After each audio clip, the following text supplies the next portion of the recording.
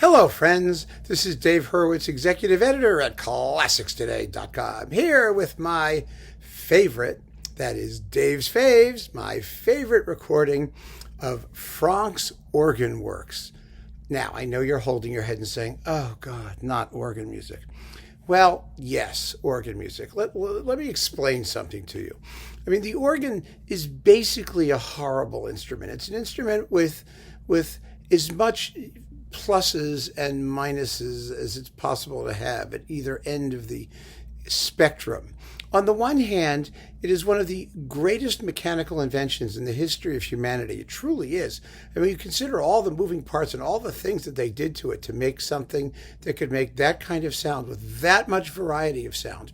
On the other hand, it's almost completely inexpressive, and it's lacking, the basic ability to create like a rhythm for all that it can sustain things for as long as you can lean on the keys, or the little boy in the back can pump the bellows, or whatever you're doing back in the day.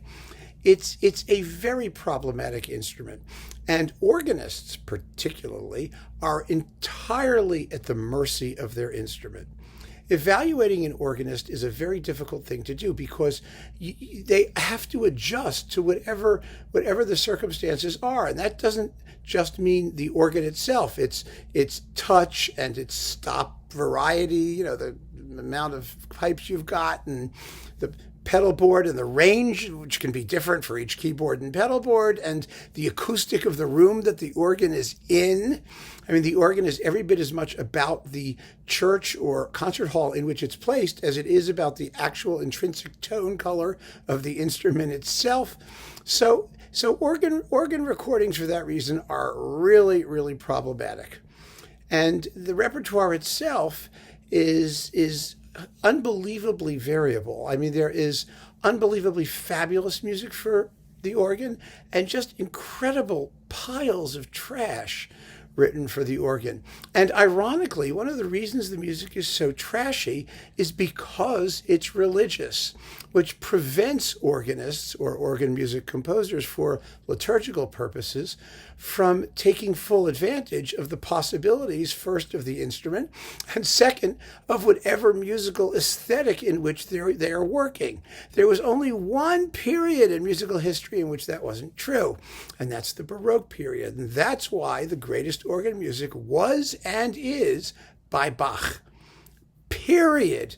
In fact, Bach's organ music is so much better than anybody else's that I really felt that when it came to like Baroque organ music, we should just go around and find all of the best pieces of organ music that there are and just say that they're all by Bach.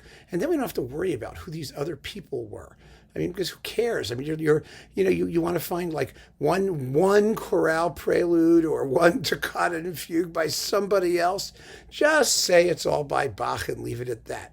After Bach, there are two people or groups of people who matter, who wrote really equally fine organ music, and it's a very interesting group. The first is Mendelssohn. Mendelssohn's organ sonatas, the 6 organ sonatas, are masterpieces. And it's some of his best music and very, very, very little known. Unfortunately little known. They are quite wonderful. And after Mendelssohn, there's the French organ school from the latter half of the 19th century, which was, of course, influenced by a great Bach revival that took place in France at the time. And those composers were Franck, and then Widor and Vierne and Guillemot and a couple others around at the same time. But basically, that's who they were, and they were good composers. They really were. They wrote wonderful organ music for the instrument, because the latter half of the 19th century was the period in which the symphonic organ was created, largely by Aristide Cavaillé-Coll, the great French organ builder, and it was encouraged by the Barker mechanism, which was a spring-loaded keyboard thing that greatly increased the sensitivity of the keyboard and made it much less tiring to play. And of course, the invention of electricity and pneumatic things and stuff and gizmos.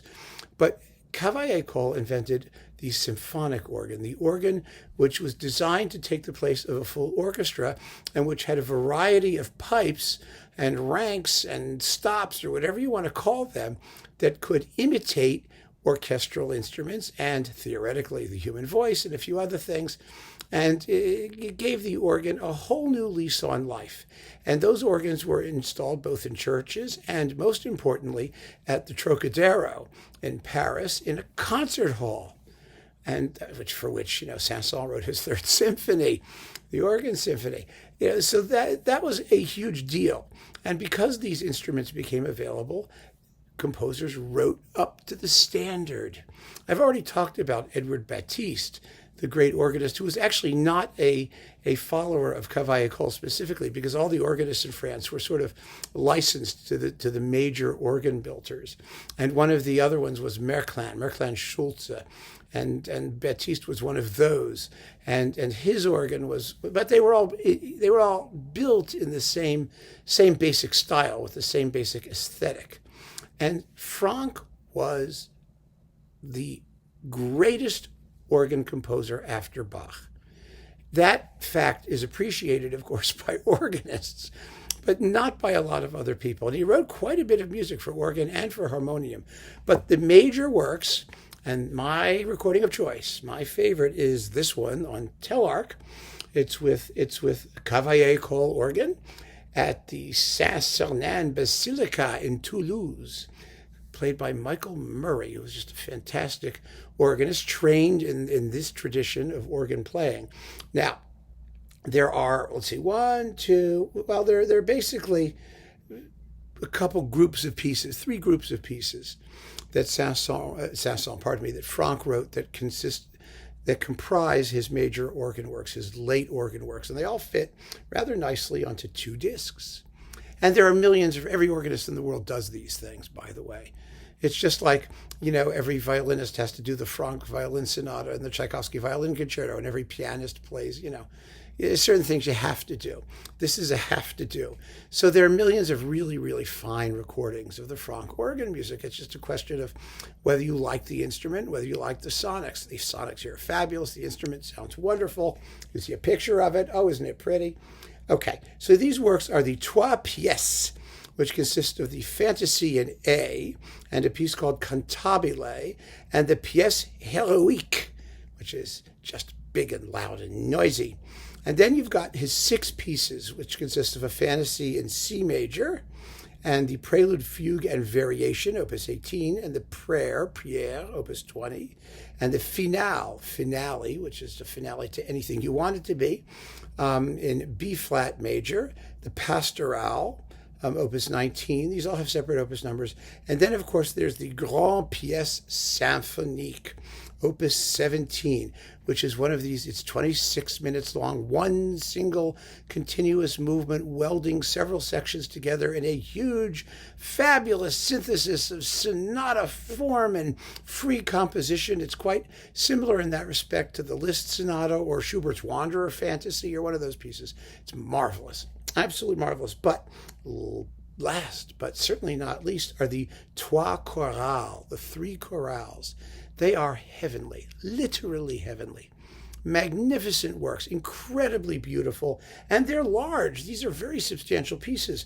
The chorales are 15 minutes, 13 and 13. I mean, they're big, solid works of extraordinary harmonic ingenuity and beauty, and they really show off the organ. Any organ that has the resources to do them justice, they show off the organ to fabulous effect. It's music that's actually written for the organ in such a way that you don't wish it were being played by something else. And that is quite an achievement. And so I just think this is the acme of romantic organ music. It's every bit as worthy as the great works of Bach. It's vintage Franck. I mean, just wonderful, wonderful, beautiful, achingly melodic and harmonically sexy music, which is a little bit something for, church music, but none of this is actual church music. Even the prayer isn't really liturgical music. All these pieces are too long and too highly developed to actually serve any liturgical purpose. It's just great music written for Franck's own instrument. And boy, is it great. And boy, is this performance hot. I mean, it just sounds fabulous, thrumming through the speakers. I don't play organ music very often. I have to be honest. I mean, very seldom, actually. I don't have a lot of time for it, number one. And number two, there was a time when I really got into it, really heavily, and I went and listened to millions of recordings of everything, which fortunately I now have in my data bank. And I do listen to new recordings of the Franck stuff whenever they show up. And also Widor and Vierne, the French school, and Bach. Those are the ones and Mendelssohn. Those are the ones that I still listen to. I'll listen to some other things if it really intrigues me. As, for example, Batiste's transcriptions of all the Beethoven slow movements with all of the vibrato put back in. That really intrigued me. And there's a lot of organ music that is intriguing. There really is. But on the whole, when I want to hear the best organ music, I listen to Bach or I listen to Franck. And this is the Franck I listen to. Michael Murray on Telarc. So keep on listening, my friends. Take care.